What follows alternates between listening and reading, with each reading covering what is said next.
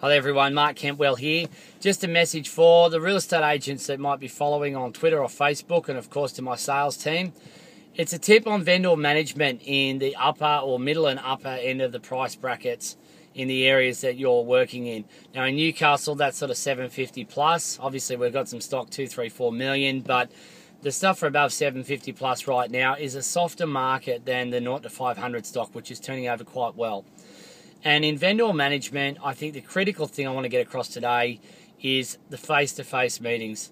You shouldn't be leaving it any longer than 4 weeks to meet with your vendors face-to-face, especially on properties that are on the market where the average days on market in that price bracket is over 100 days.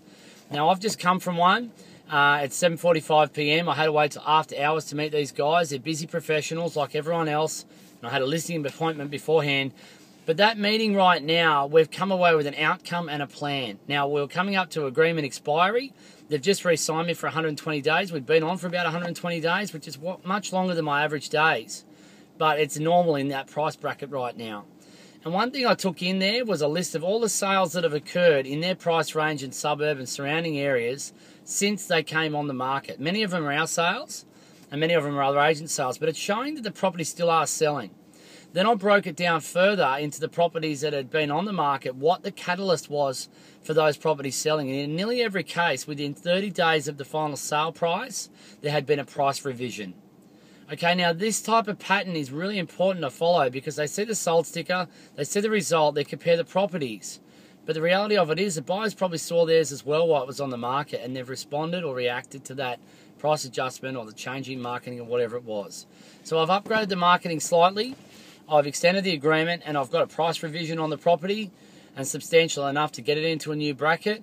But the main thing is when you're face to face, you can see body language, you can engage with them better, you can ask questions about their concerns, their fears and what they want to see.